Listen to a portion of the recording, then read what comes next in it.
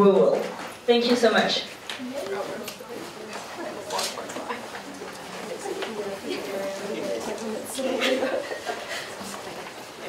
Hi everyone, so my name is Marieke Gruwel. I'm a master's student in art history here at Concordia, and I will be moderating the panel Politics, Activism, and Art, featuring presentations by Zhanna, Ter-Zakaryan, Jaime, Monaghan, and Sophia, Arnold. Please note that the presentations will be followed by a collective 10 to 15 minute Q&A.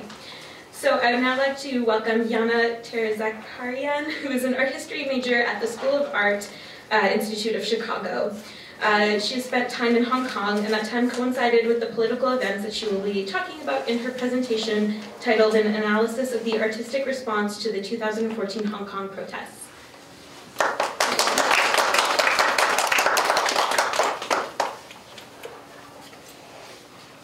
Hello everyone, thank you so much for having me here, although I wish it was much warmer weather, but it's really not. And thank you for the cake to Kimberly. It's the best, you should try it. Yes, and I have no idea how to do that.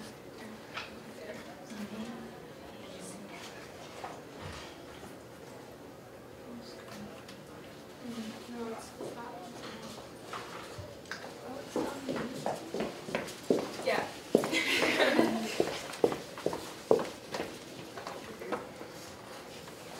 So I'll be probably moving away from both continents that we've spoken about, and I will be moving to Asia, particularly Hong Kong.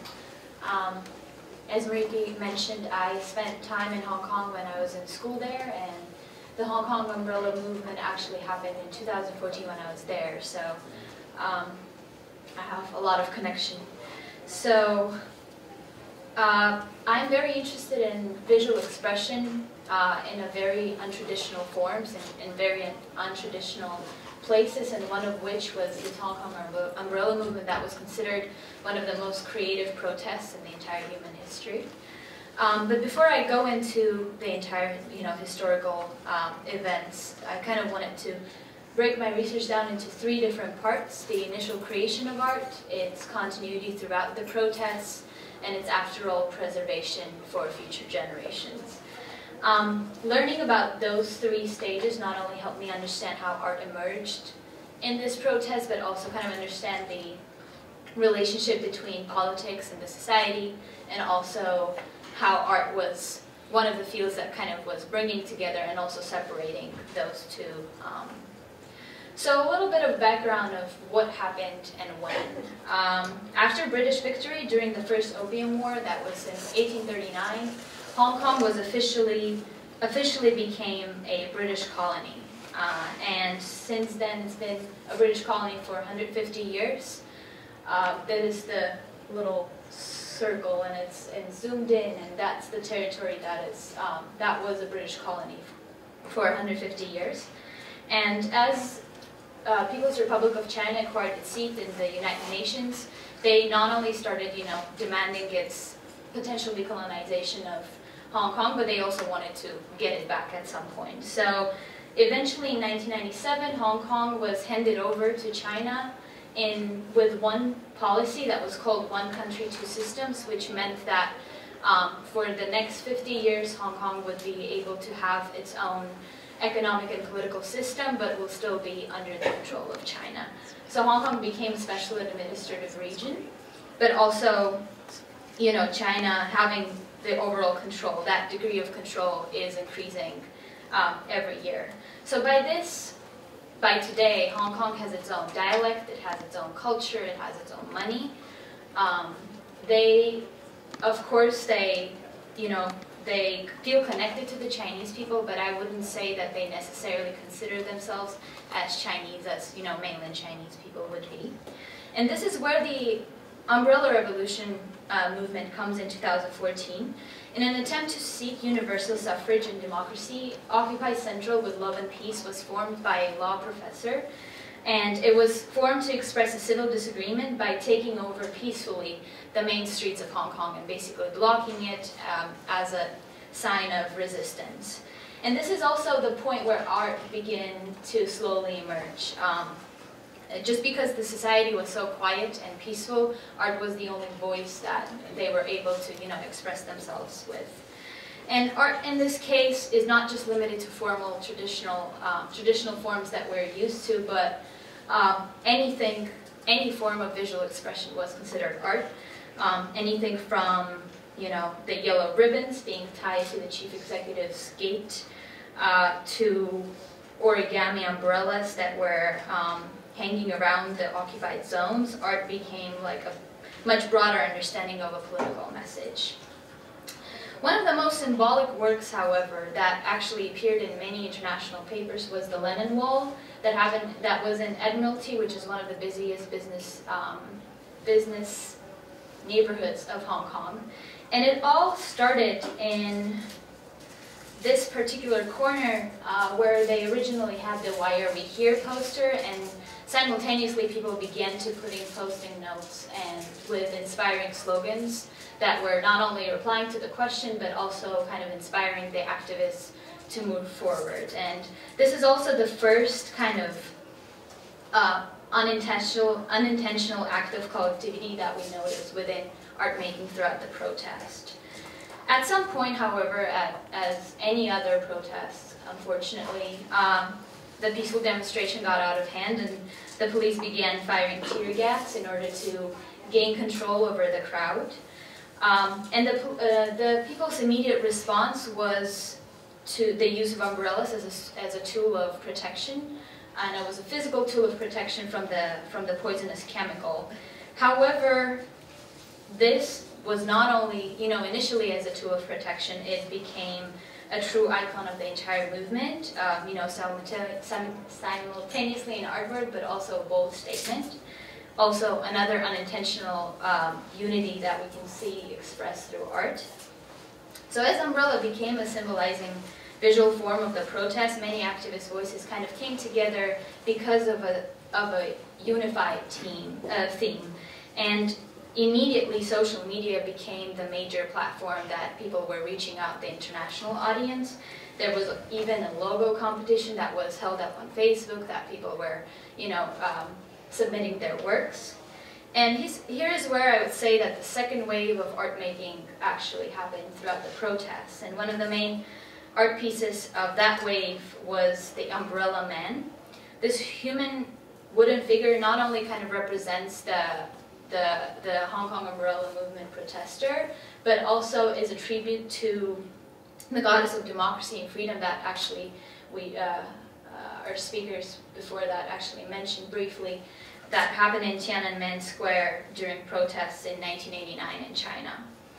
Another immense, very great installation during the time was Stand By You Add Oil machine, and add oil in Chinese means it's an expression of overall encouragement and motivation.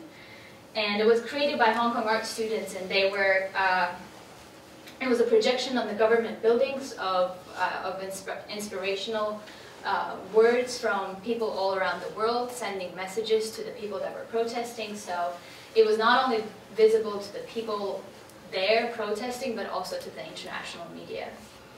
So overall, if one had to ask what inspired what, if art infused politics or politics infused art, I'd say that by this point, the connection between these two was far more complex.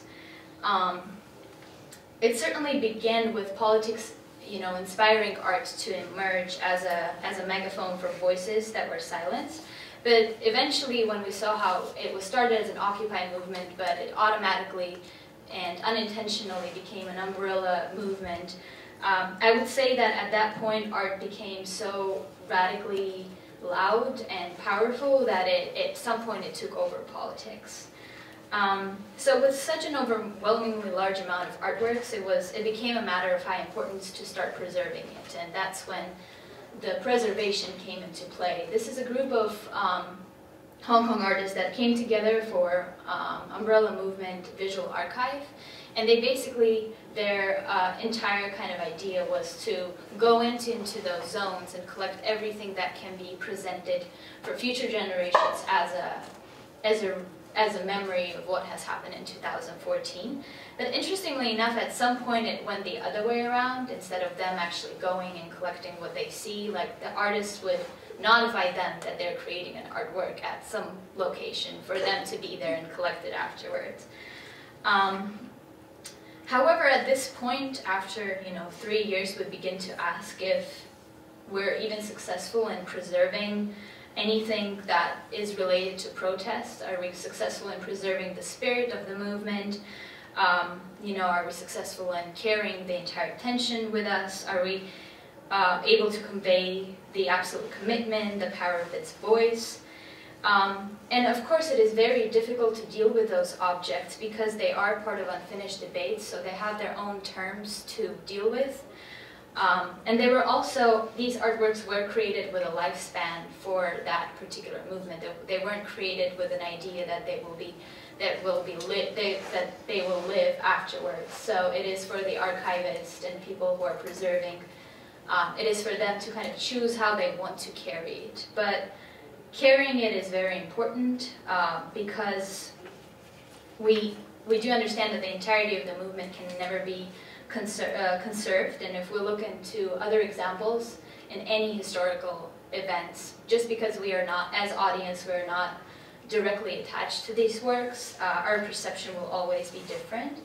But in case of umbrella movement, I think that regardless the fact that how the audience might not be able to fully grasp the absolute spirit of demonstration, there can be no doubt whatsoever that its preservation in visual form, or the other way around, it's very important. It is a part of a historical event, and it is very important for it to go on afterwards. Unfortunately, none of these works in the archive has found their place because most of the museums in Hong Kong are funded by the government, and the government does not allow anti-government messages within the artworks, but they're being stored in a little storage that is being paid from the artist's pockets, but they're still there somewhere. Yeah, thank you.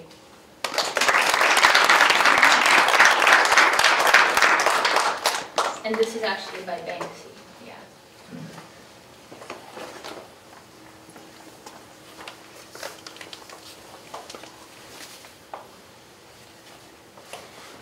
So thank you so much for that presentation, that was great. I would now like to welcome Jaime Monaghan, who is a fourth-year undergraduate student at Concordia, whose research is primarily focused on global graffiti and street art as site-specific interventions. Her presentation is titled, "With These Walls, A Question of Solidarity."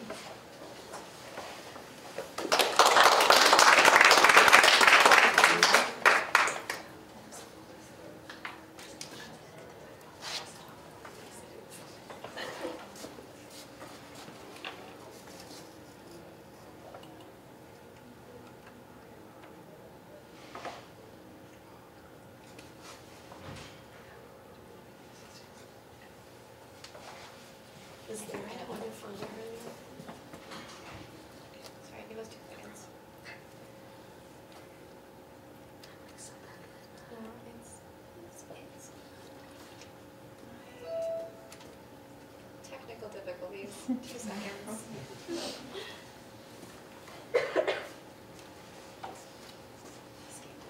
I can just bring up my one.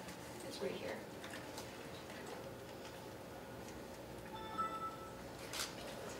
Thank you.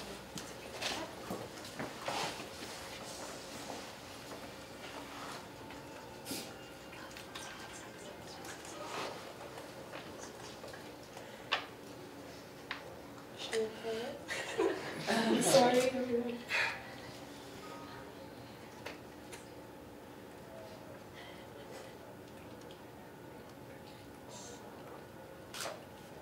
Should we play it? Hopefully. Perfect. Okay. Thank you, Marieke, for the introduction, and thank you for the conference for allowing me to speak. I'm very sorry, I'm losing my voice, so bear with kind of a wordly talking today. So, I'm going to be talking about the separation wall between Israel and Palestine. So, this past spring, I traveled to Palestine and Israel to document graffiti and street art attempting to better understand the socio-political tension that divided the two nations. And the result has been a multifaceted project that seeks to reflect on the walls in which messages and people were inscribed and explore the contradicting uses that these walls hold. During my time in the two nations, I collected images, videos, and stories of the separation wall with the intention to create a short film. Initially inspired by landscape theory, the aims of my film with these walls was to capture the physical reality of surrounding environments, with specific focus on urbanity, representing various graffiti interventions within cityscapes and voice reclamation through these urban interventions.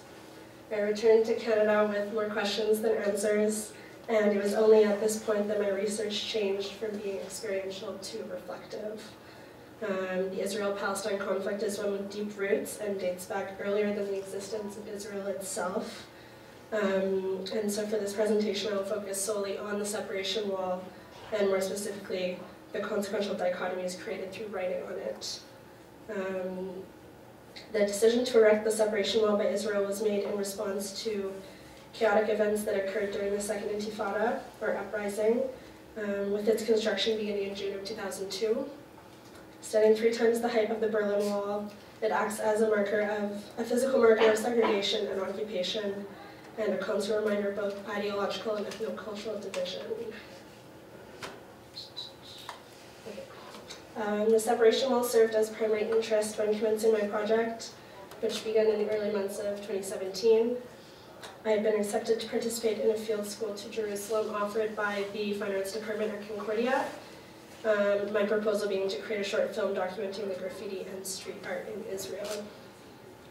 However, I felt that I could not limit my project to only one side of such a conflicted area, and it was during my time in the West Bank, which I visited prior to the field school, that I was hit with the grandiosity of the division. While my work does not document the separation wall solely, the saturation of messages inscribed onto it provides significant traces of conflict, seen most visibly on the Palestinian side. These messages are not exclusive to the separation wall. Throughout my time in the region, traces of conflict could be found in every city I've visited.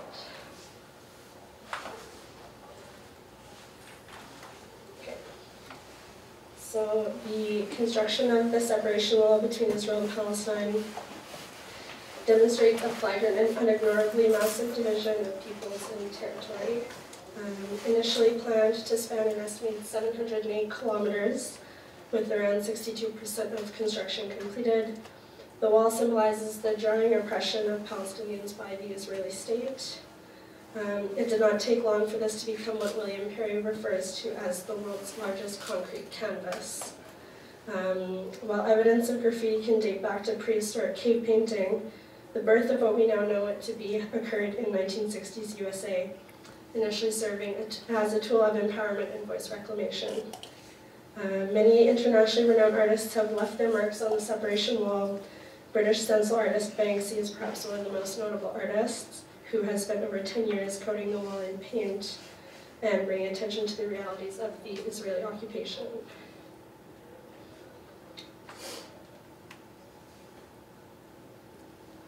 Okay. So he first took to the wall in 2005, attracting international attention and influencing other artists to leave their mark. In 2017, the artist returned to the West Bank to open the walled-off hotel, which you can see in the photo. Located in Bethlehem, the hotel is advertised as having the worst view in the world, located just a few meters from the wall. The creation of the hotel sparked international debate, with some citing it as normalizing the occupation. Later on in the year, he also threw an apologetic party held in the small street between the hotel and the separation wall. The party was in regard to the centenary of the Balfour Declaration, Banksy stating that it felt like a good time to reflect on what happens when the United Kingdom makes a huge political decision without fully comprehending the consequences. While his art pieces both on and near the wall assist in promoting global awareness of the occupation, it is important to question how the works affect their physical environment and who they are benefiting. So, In analyzing interviews conducted by both Hugh Lovett and Rasha Sansur with local Palestinians as part of their research, there was a recurring belief shared by some Palestinians that by placing paint on the wall, artists were beautifying the atrocity, even if their messages promoted solidarity.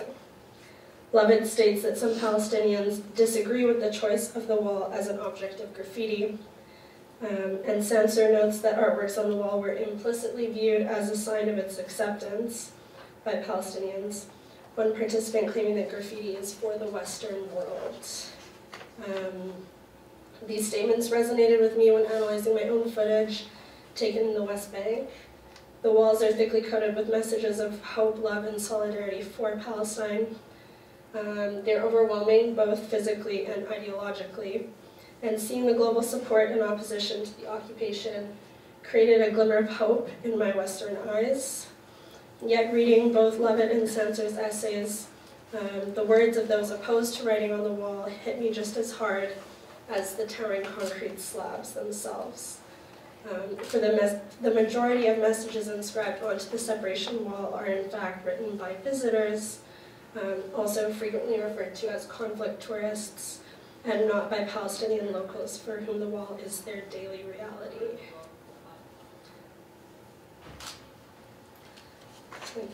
So, this is not to say that there is no Palestinian graffiti in the West Bank. Rather, choices of canvas are often on walls within the communities in refugee camps, as opposed to the separation wall. These messages are primarily written in Arabic and intended for local audiences rather than international spectacle. I think this is important to note in response to my previous mentions of Palestinian opposition to graffiti, for their opposition stems from who is writing on which walls and not from the rejection of graffiti in itself. In cases like this, the forces of oppression by the Israeli occupation is explored through the depiction of two young children who have been stopped by a military officer, presumably for throwing stones, which has become a recurrent and symbolic act of Palestinian resistance.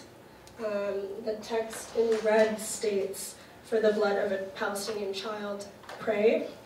This piece provides a visual narrative accessible to all viewers, but its deeper meaning is restricted to audiences who are literate in Arabic, demonstrating a desire to communicate with local rather than international audiences. Multiple street interventions performed by Palestinians portrayed children as one of the main thematic of their artworks.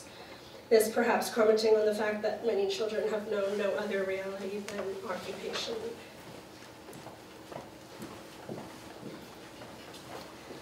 In certain cases, English is used in Palestinian while writing to communicate information to international viewers about atrocities consequential of the occupation. This is another wall I came across on a side street in the Ida refugee camp in the West Bank. In big block letters, "When our children are killed," announces the piece with startling impact. The names of over 250 children that were killed during heightened conflict in 2014 are then listed in Arabic. The use of both languages here allows for education of such a tragedy to a larger audience of international visitors through the English words, and demonstrates a perspective of the occupation that is often underrepresented or ignored by Western media. The piece also preserves Palestinian identity by writing the names of the children in Arabic, and acts as a memorial for the lost loved ones of the community. These two artworks seek to broadcast Palestinian reality through personal recounts and retellings of their own experiences to both local and international audiences.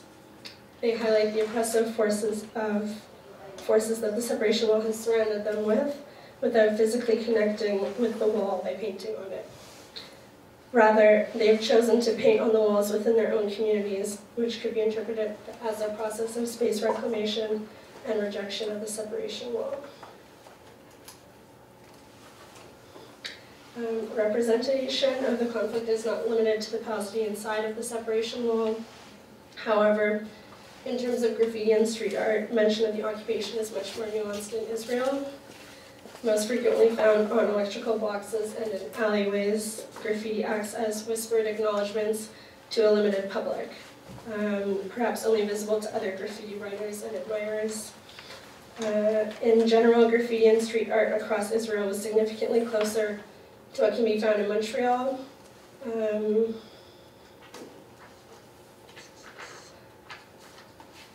A blend of traditional signature tags and pictorial-based artworks.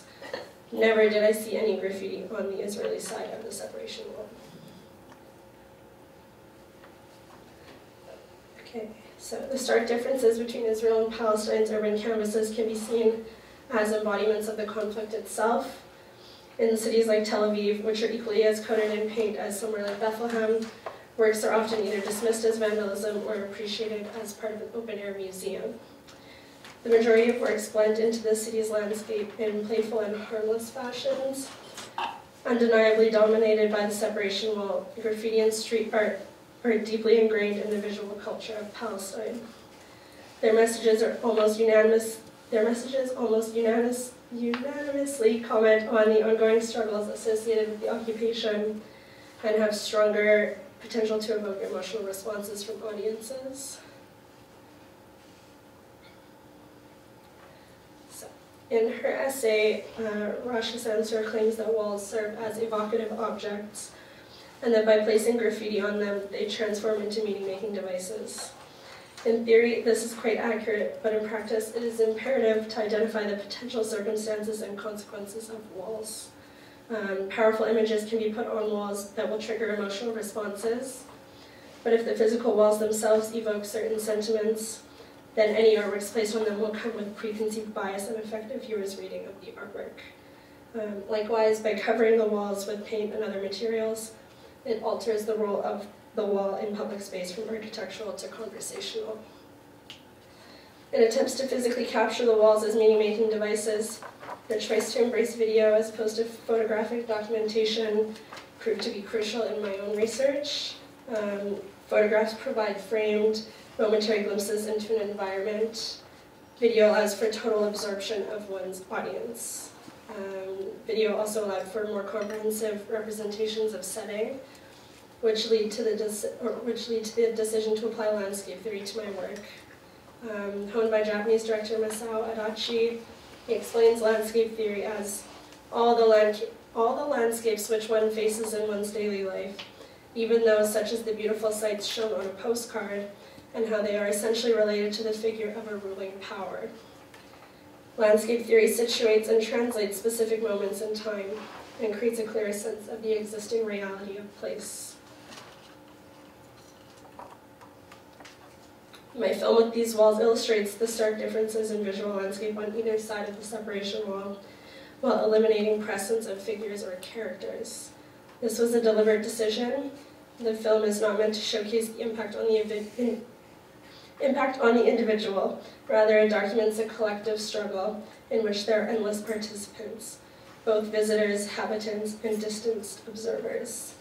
The focus on graffiti and street art is used to capture open dialogues from anonymous voices.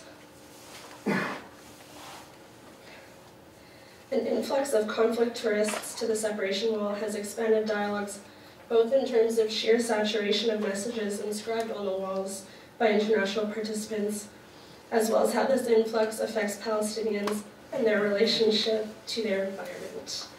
Robert Souders explains that this marks a shift from internal to external, from action to performance, and from resistance to solidarity.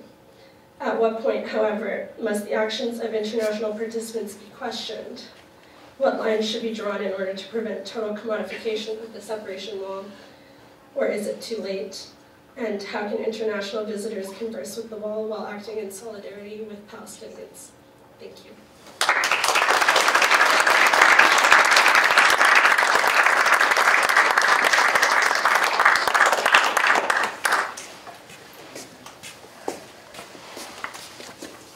Thank you so much, Jaime, for that great presentation. I would now like to welcome Sophia Arnold, who is a art history and studio art student here at Concordia. She's our final presentation for this panel, and her presentation is titled Beads to Break Brexit.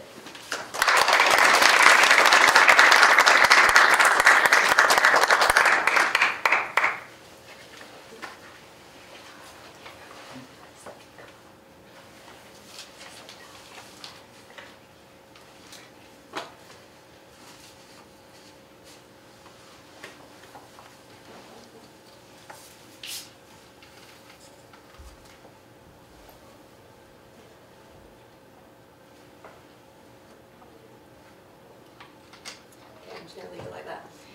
Thank you for the introduction, and thank you to Kuja for having me.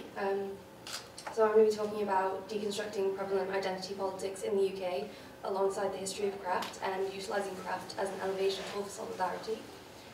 So in the context of the contemporary artistic landscape, barriers of other are being explored and deconstructed in multifaceted ways. However, outside of this, alienation exists to perpetuate segregation and exclusion. In the United Kingdom, the reality of this has shaped the country through the political decision of Brexit, in which the country has voted to leave the supranational organisation of the European Union, which has consequently raised questions of identity for people residing there. The research I'm presenting has materialised in response to the current political upheaval in an attempt to forefront voices that have not been acknowledged within the UK and are now at risk of being subsidised altogether. I will be using this time as a platform to open the discussion on how British artists are dealing with identity in a contemporary context, focusing on the traditional medium of craft. By doing so, the dichotomy of craft and fine art and us/them thinking forefronted in the UK will intersect through the artworks and deconstruct both discourses in parallel, using methods of decolonialism, identity, and tradition. So to provide some background, after World War II, European leaders realized the fragmented state of Europe could not continue to compete in the world political and economic systems. As a response and assurance that no such war would occur again, the European Union was constructed from the European Economic Community in 1993.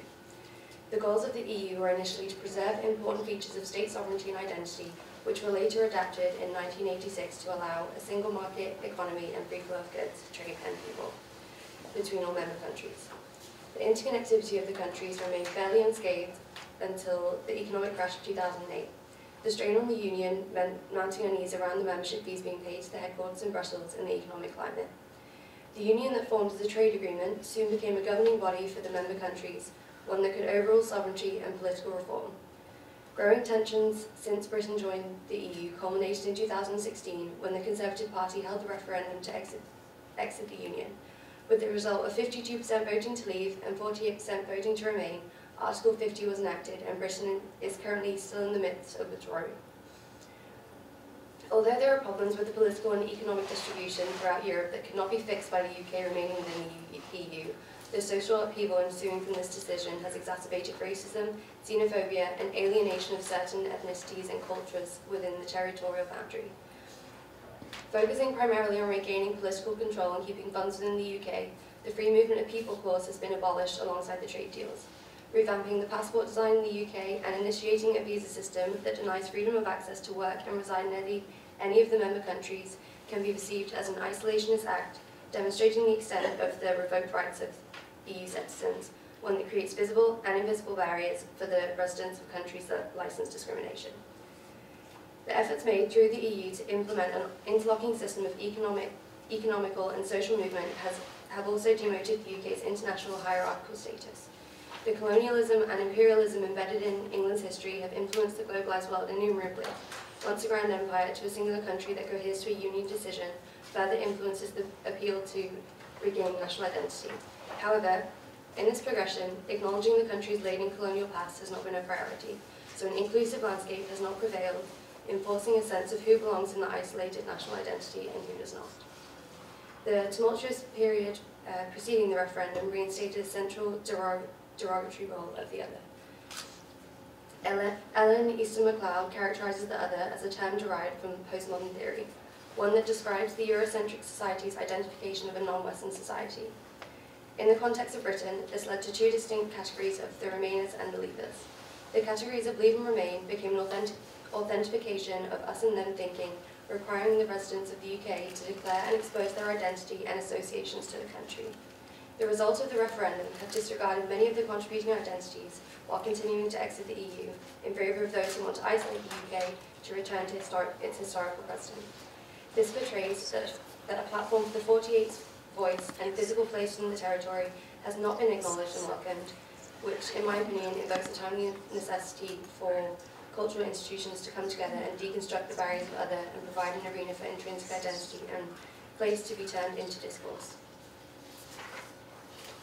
So now we can look at craft as a medium and how it can be utilised in a multiplicity of ways to explore aspects of cultural hierarchies and interlocking systems of representation and reproduction. The potency of the tumultuous history of craft and the tumultuous history of crafts can be applied as a lens and discussion tool for the climate England is currently experiencing. Starting as a quote-unquote outsider art and being subdued compared to the fine arts of painting and sculpture permits a reclamation of the relevance of mediums in a contemporary context. The exacerbation by competing scholarly factions in the 1970s widened the discourse of craft and preluded the integration of fine arts and crafts within the contemporary art world. Therefore, the difficulty to strictly define craft practices and objects today provide a materialised form of uncertainty of identity, one that parallels the process of othering. The subsiding of the medium peaked during the Industrial Revolution. Handmaking was outdated, not economically viable or modern, so was labelled as a gendered pastime that had no institutional relevance. However, contemporarily these notions have been reclaimed and position it as a response and opposition to industrialisation that promotes a handmade alternative microeconomy of local making, a system of exchange more akin to bartering with its emphasis on trade and tactile connections to supply and demand. The adherence to trade in opposition to central purpose of economic gain draws in the Remainers ideology, creating a meeting ground for these two seemingly separate areas of scholarship. Furthermore, because it has lost its stigma and is no longer ghettoized as feminized work, it has overridden a history of exclusionary inferior terminology, meaning craft practices can be utilised to heighten the voices that have been omitted within mainstream ideologies in the UK. Moreover, the connotation of craft to folk culture and tradition can deconstruct the nationalistic identities being forefronted. The disputed traditional identity of England can be overturned through Sean Mellon's notion of tradition as part and parcel of the Eurocentric colonial vocabulary. He writes, "Traditional infers our cultures were/are so tradition-bound that they are static and slow to change, that they weren't dynamic and growing and changing, and that because they were slow to change and fixed in history, they were simple and easy to understand. In the age of technology, globalization, and constant innovation, a static culture for a developed country cannot perpetuate, so an attempt to preserve an English tradition is an attempt to reverse progression and continue a hierarchy of colonialism and segregation." Conversely, craftsmen have the power to materialize and reclaim the folk object as a quote-unquote document for understanding the lives, stories, and motivations of individuals living in a particular time and place, which facilitates discussions on diversity of identity, experience, and opinions of those currently residing in the UK. So, the artists that I'm going to talk about in this research speak to the interlocking themes of craft identity in a contemporary context and the diverse range of identities contributing to the English landscape. Some trained as artists, others work with community or commercial advertising to place craft and identity politics in an accessible context. Although many artists that are not included in this research also deal with the same themes, the craftspeople provide a diverse range of practices and approaches to allow for discussion on the perplexing topic of identity in an attempt to provide an alternative view to the flattening of identities within the UK. As Nav Hack states, the artists who research in this realm of craft do not do so to explore the figurative economy of reproduction, but look to something more urgent and experimental, mirroring more relational, intersectional understandings of identities formed through interaction between biological, social, and cultural spheres. Furthermore, the artists include identify as British, which I am using as a term to include those who are also not born in the United Kingdom, but choose to present themselves as British citizens, which enhances the discussion of intrinsic multiculturalism in British society.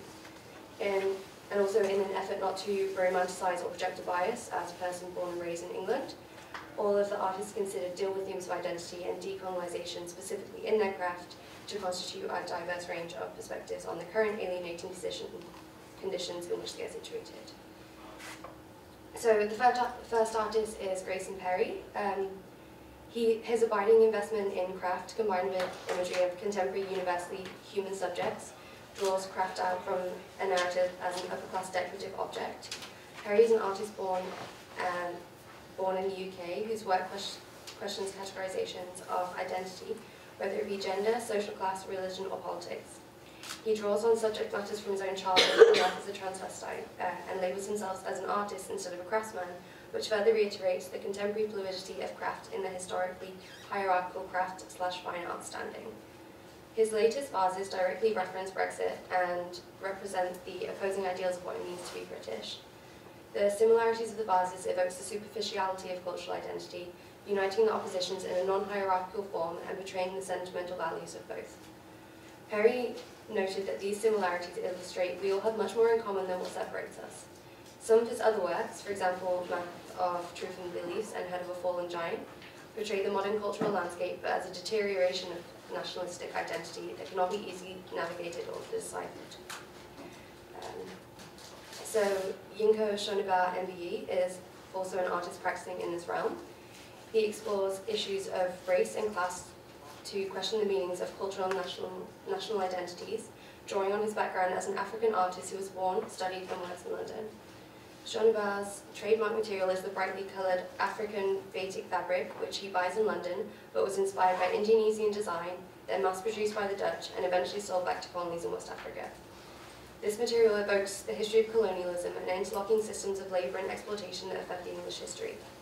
Represented on English-style military clothing and nonchalant figures in End of Empire, this history is materialised into the contemporary landscape, acting as a reminder and continuation of these ideologies. The fabric is employed again in his work, The British Library, eliciting the multiplicity of influences, coining the British identity, and connoting the national identity cannot be flattened by employing othering. Shoniba's refugee astronauts can also be looked at as a presentation of alienation and upheaval, raising questions of belonging and authentic rooted identity. Activating craft as a performative tool is Heather Akipong.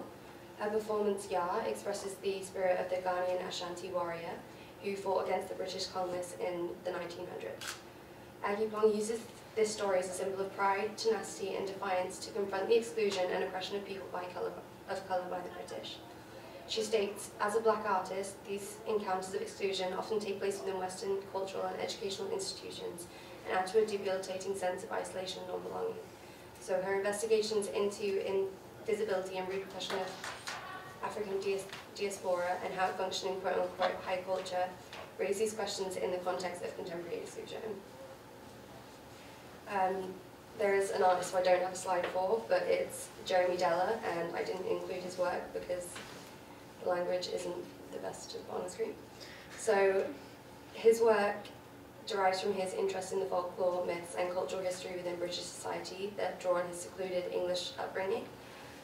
He mixes commercially known brands and traditional techniques of handwork to answer or speak to current political situations.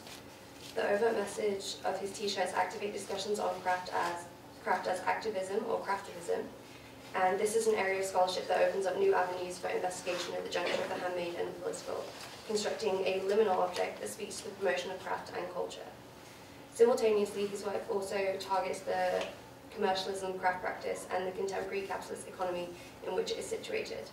The handmade t-shirt is outdated and is now mass-produced, but as Julia Bryan Wilson notes, in a contemporary context, craft is about selling stuff, turning profit, and remaking yourself into a business.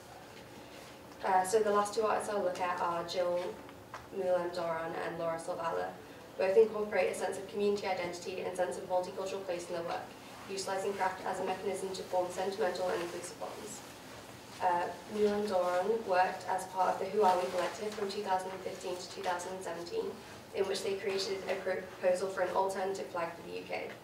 It is a modified version of the current Union Jack flag that incorporates traditional textile designs of former colonised communities and textile designs of various ethnic and national groups that live within the UK today.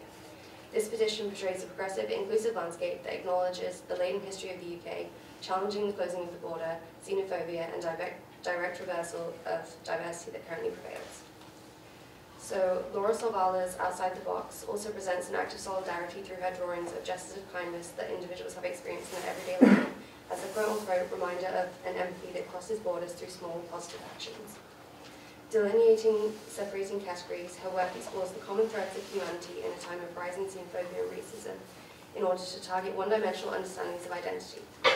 Salvala's use of drawing to explore common threads is also a form of deconstructing the hierarchy of fine art mediums simultaneously with the singular identifiable trait of personal categorization, permitting another layer of understanding to her work.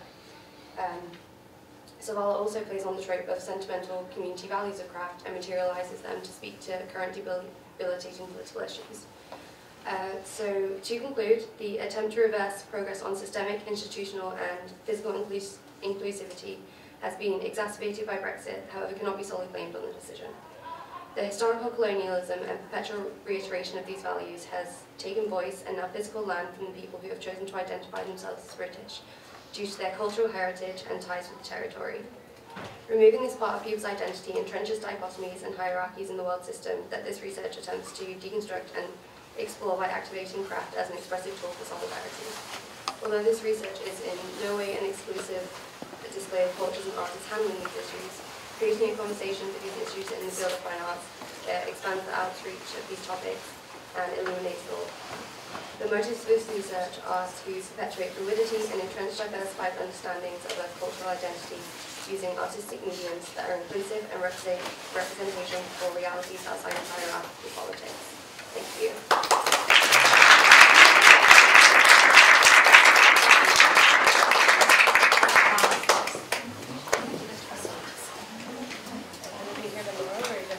So I'd like to thank all three participants of this panel. Can we give them another round of applause? And at this time, I'd like them to invite them up for a very, very brief Q&A because we are running out of time.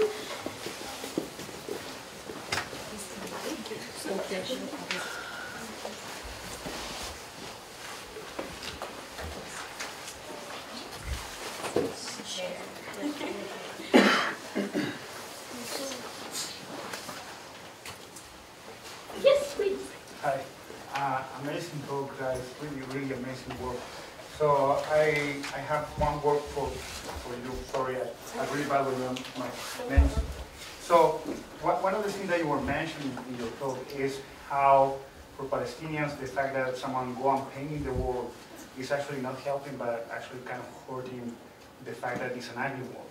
And I wonder how many times we as Westerns go to try to solve the problems from other people by painting, do expressions, or just thinking that we are helping, but actually damaging more than helping.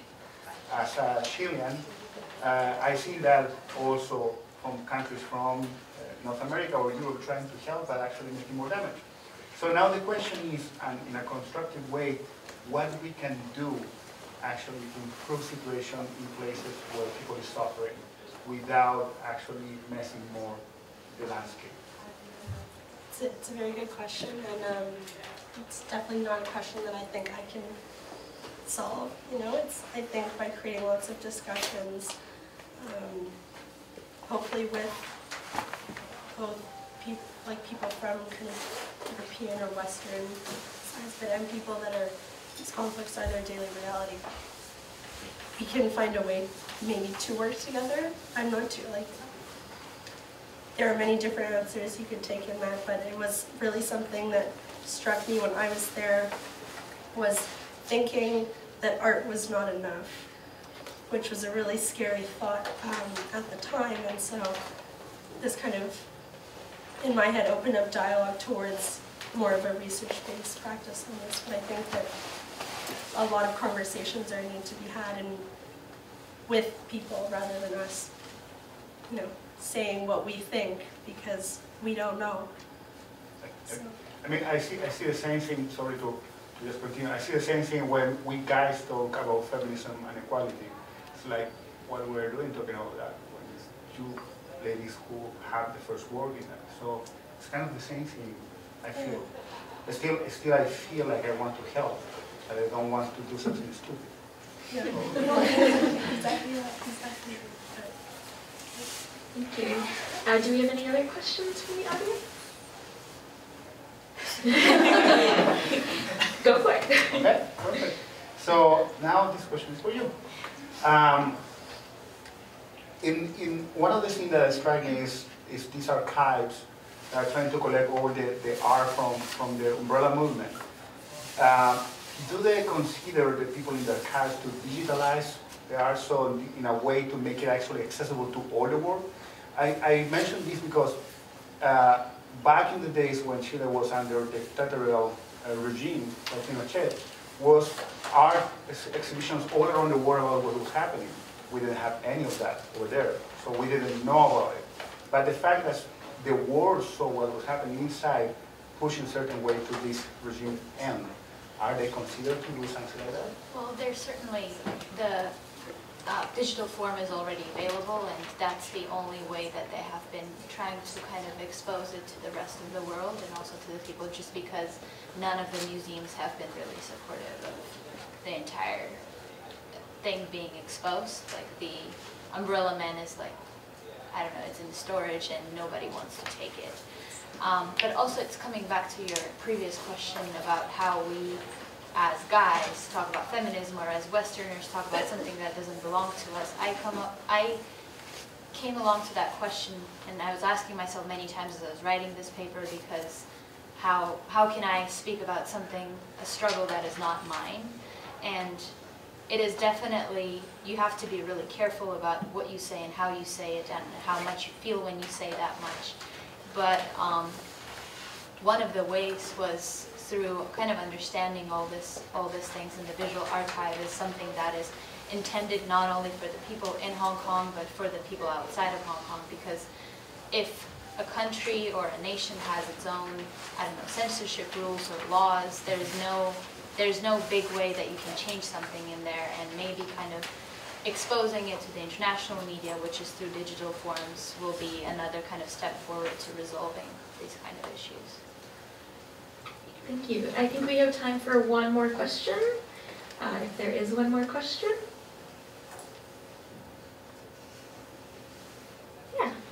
This one is for Sophia. And so I was wondering, how do you feel that the Brexit is changing this kind of nationalistic view of the UK through culture, maybe through artworks like you showed, but also in general? How do you think nationalism is changing, shifting? I think since Brexit, there has definitely been a larger split where people have felt that they can come forward and say what they think about these issues. And for example, the people that want to remain, they may feel like they may be more valued in saying their hateful comments and sort of othering people in that way, and they feel like it's vilified because of the fact that it's a political referendum, and then they could vote that way, and then they're like, well, that's been put through, so they can follow through with those values and other people like that. Great. One more round of applause for our